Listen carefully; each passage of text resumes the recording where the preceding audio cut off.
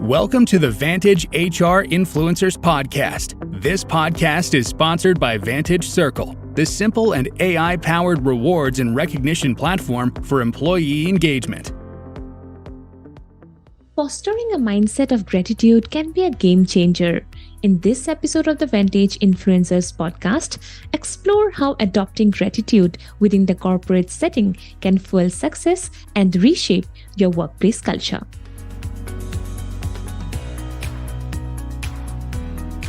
Hello listeners, this is Sushmita, your host for the show, and today we have with us Amit Mohla, an accomplished HR leader who heads the HR team for the CIO function at Wipro Limited. We are absolutely thrilled to have you here with us today, Amit. Welcome to the show. Thank you very much, Sushmita. I'm so glad and privileged to be invited to the Vantage Influencer Podcast. Thank you for inviting me. Great, Amit. So to kick things off, could you take a moment to walk us through your remarkable corporate journey and share some insights about your current role at Wipro Limited? Sure. Happy to do that. So I've been working for more than 25 years now. And in these 25 years, I've had the opportunity of working with some of the large organizations. I started my career, with an advertising agency. And then in 1996, when the BPO, was booming, I joined General Electric, or G Capital International Services, that is, it was called. Then I moved on to work with American Express, HP, Dell, then Aon, and now Wipro. So it's been a very, I would say, fulfilling and very enriching journey of all these 25 plus years. And in these years, I have had the opportunity to do different roles, business operations, vendor relationship manager role, and last 10 years plus is I've been in a HR business partner role, and currently I am the HR leader for the CIO function at Wipro. Great. So you had the opportunity to wear many hats, and that definitely demands a unique blend of skills and expertise, Amit. Really, truly inspiring. So now let's dive into the heart of today's discussion. Sure. The idea of fostering a gratitude mindset in the corporate environment is something that we have been hearing a lot about lately. So could you help us understand why cultivating this mindset is critical and so crucial to shaping a vibrant and productive workplace culture? Yeah. No, I think, the reason it is important is that the way our lives have changed in the last 3-4 years, and I don't need to repeat, everybody knows that, is that it has set the clock to zero. At least it had set the clock to, to the start, when all of us were going through the pandemic, where we all started noticing the smallest and littlest of things, which were happening around, and being mindful about that. But as we started coming out of the pandemic, I think we went back to where we were before 2019, is, going back to that rat race or the mad rush of, achieving one target after the other, or achieving one goal after the other. So it's increasingly important for us to instill this practice of, being thankful or being grateful at the workplace, because, it has multiple benefits. It's been proven, the science has proven that being grateful, improves well-being, both physiologically as well as mentally. And improved well-being, also helps with the greater job satisfaction. It has helped with lower turnover rates. It improves, it creates a positive environment among the employees or in an organization. Right.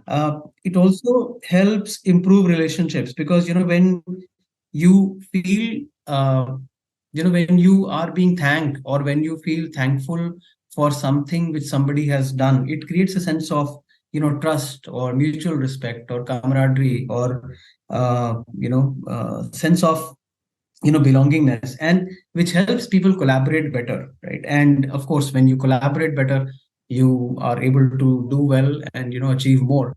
And I think the most important aspect of this is that every business is running for for revenue, for profit, and which is driven by the customer satisfaction. So if you have grateful employees, if you have employees who are going that extra mile, who are going doing that extra to solve the customer problem, it brings a positive experience to the customer, and kind of helps in the business success. And I think last but not the least, which I briefly touched upon, is that you know if an employee is motivated or feels acknowledged for what he or she brings to the organization, it creates a positive environment, and everything what I spoke about, it kind of gels in, or starts to make sense, or starts to make a kind of a good environment. That's what I would say. True.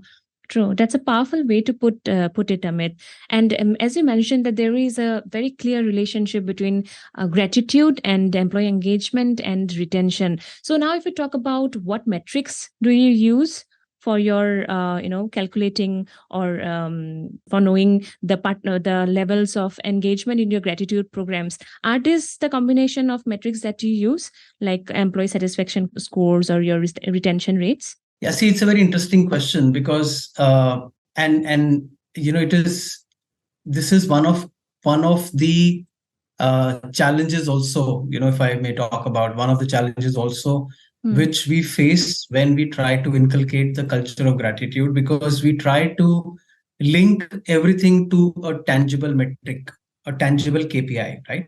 While there could be latent metrics or KPIs which a culture of gratitude or inculcation of culture of gratitude can improve, but it's a long process, right?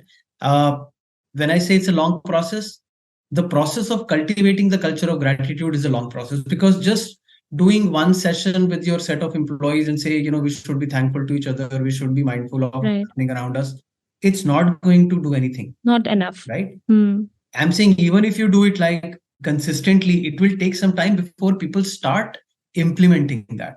So the KPI only comes into play when you do something on a consistent basis over a period of time, and the employees also have an equal buy-in in terms of implementing that, right? So I'm just talking about the whole process, how typically it works. But in terms of KPI, what it can impact, let me talk about that. See, what it can impact if we foster the culture of gratitude or inculcate the culture of gratitude consistently over a period of time, is that it definitely, as I said, it will, it helps reduce absenteeism. First thing, okay, very basic, reduce absenteeism, because people feel more engaged, people feel more connected to the culture of the organization, the way they get treated as an individual, not what they bring to the table, not what they do for the organization, but as an individual. When they get, when they see that is being, respected, it increases their connectedness with the organization.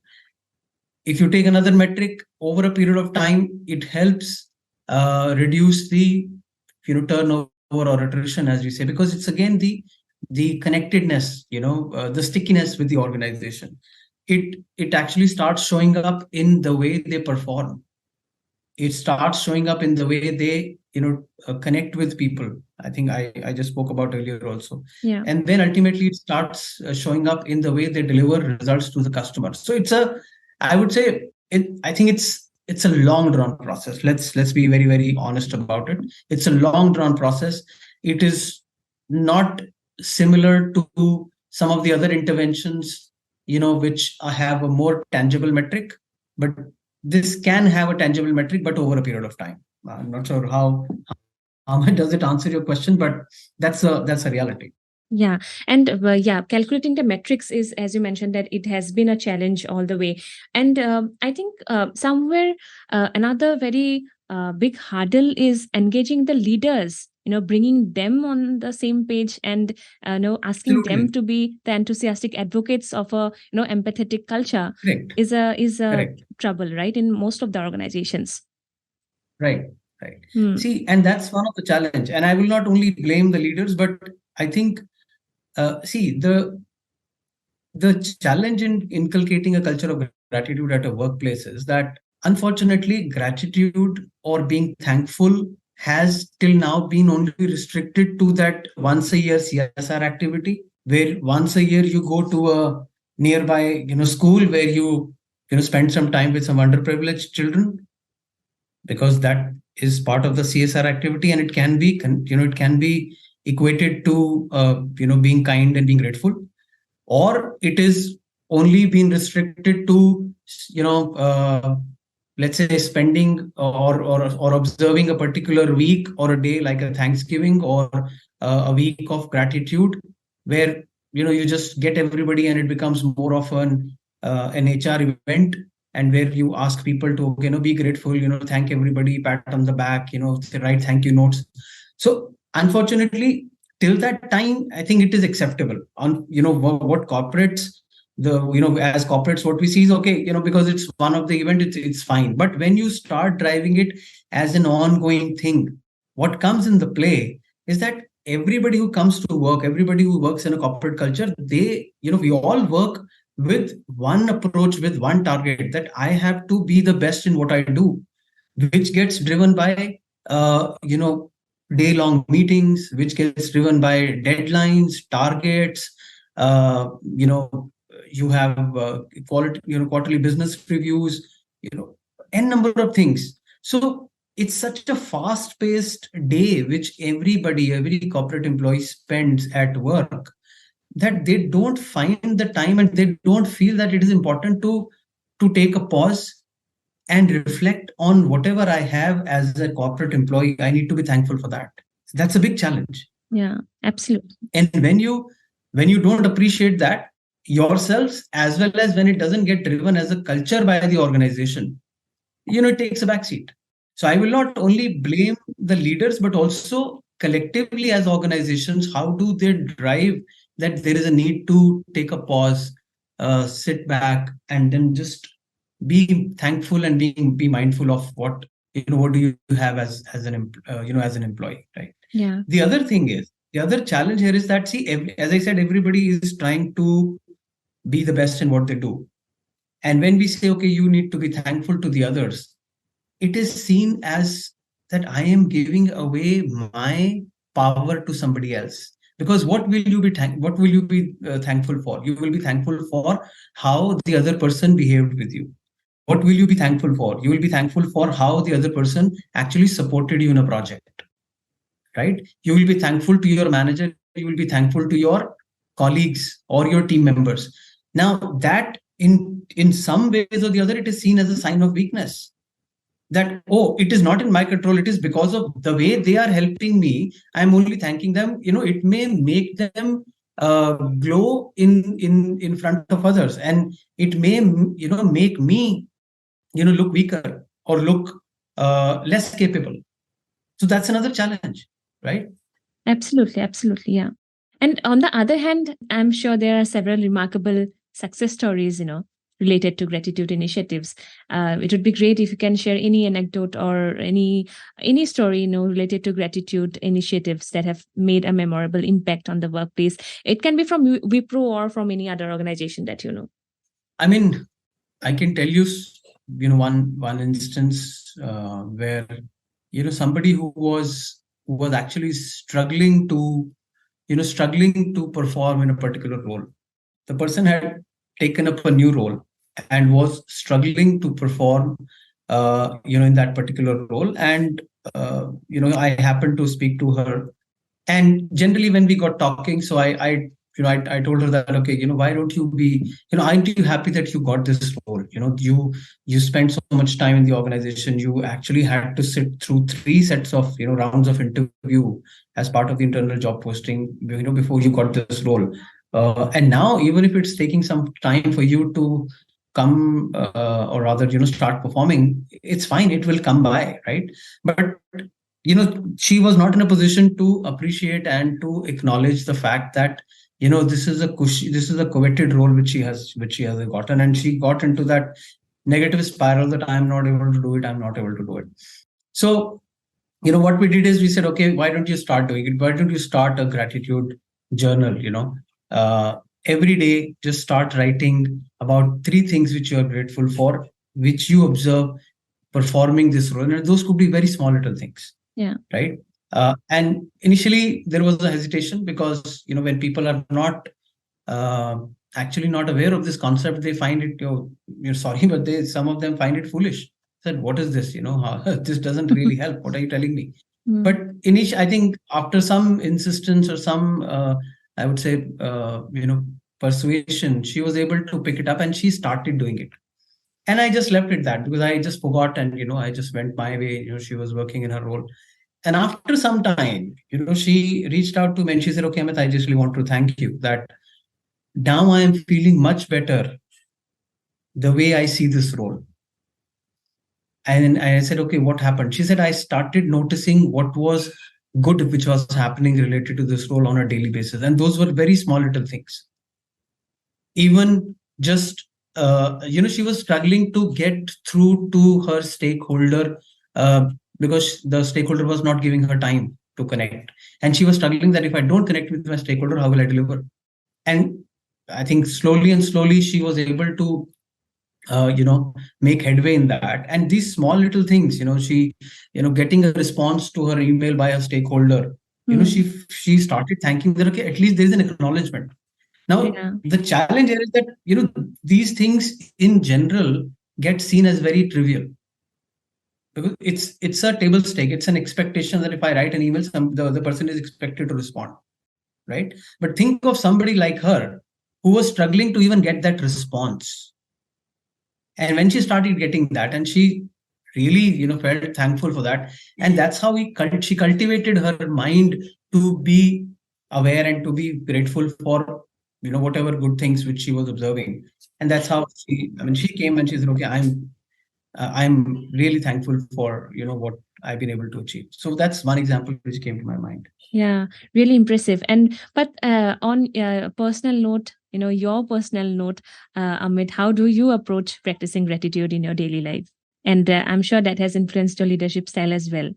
Yeah. So see, my approach, honestly, and honestly, I'm not saying that I've been doing this for years together. I started practicing gratitude or being mindful or intentionally being grateful, I think about 6 years ago when I completed my course as a happiness coach. And that's when, when it got instilled. So I started this practice of being grateful on a regular basis, right? Being thankful for whatever I have, for whatever I possess, whether it is on a personal front or professional front, whether it's about my family. And I just started to be thankful for that, right? And I normally I don't do it like telling 10 people or telling my family, but in my own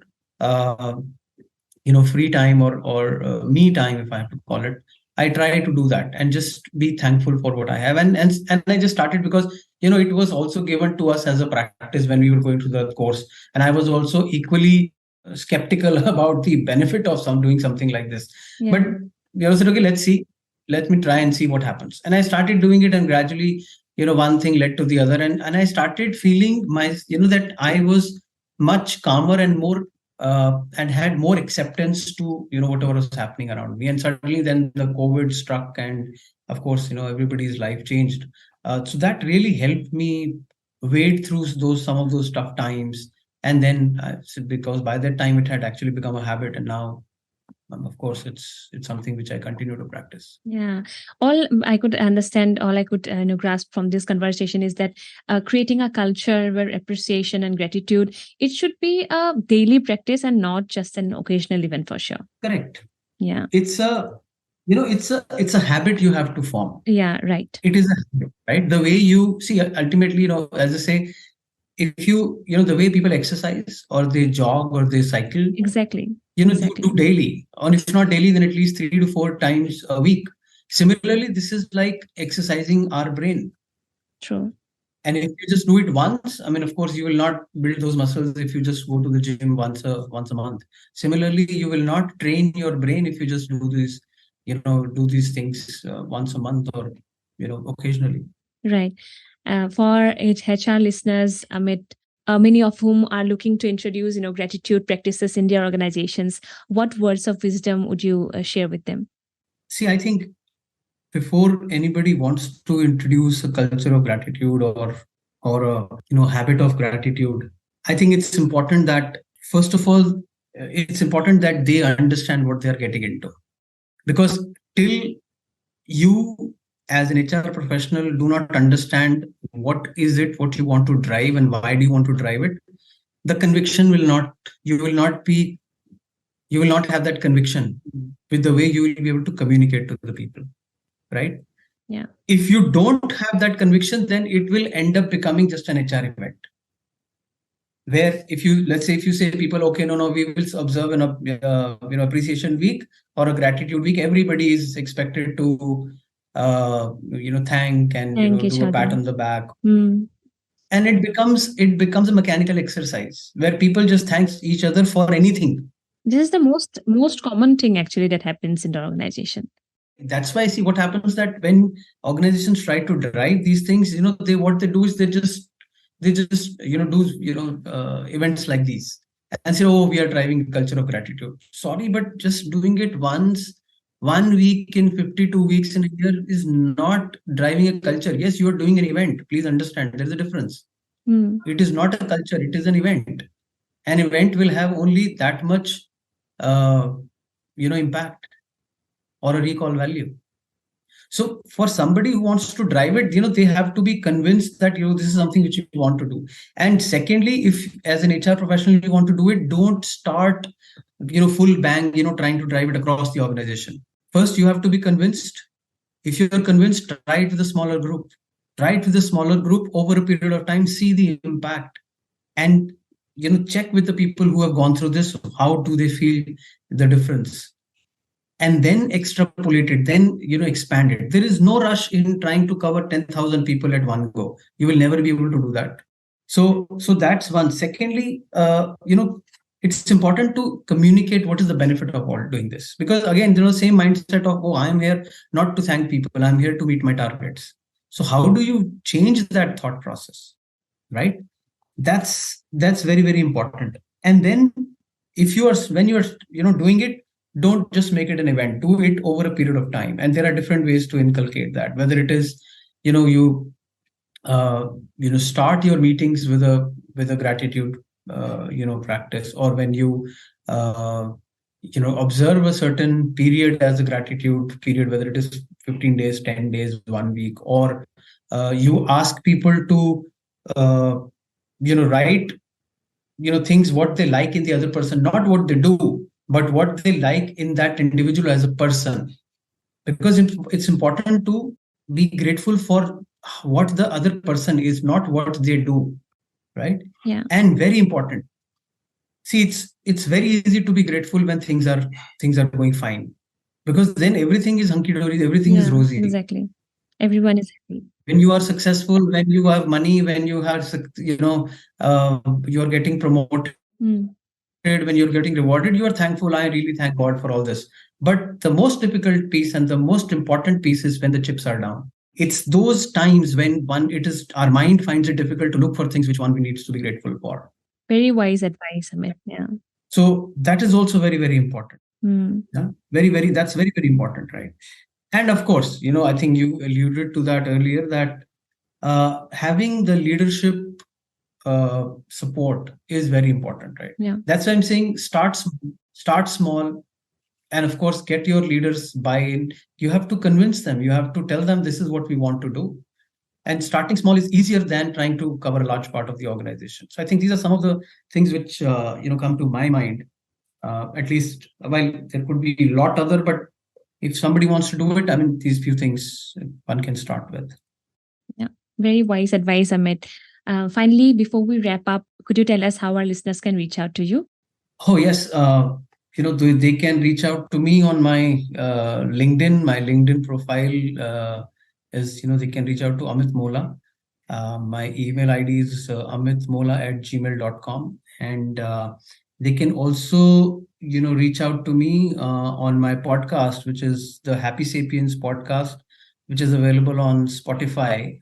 This podcast is specifically where I talk about the science of happiness and how one can lead a life of meaning, or one can lead a meaningful life, or a life of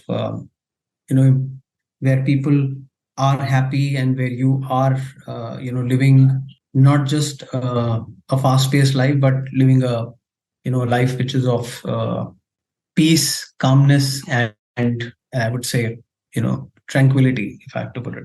Lovely. I'll put the links of your podcast channel and your LinkedIn profile in the show notes.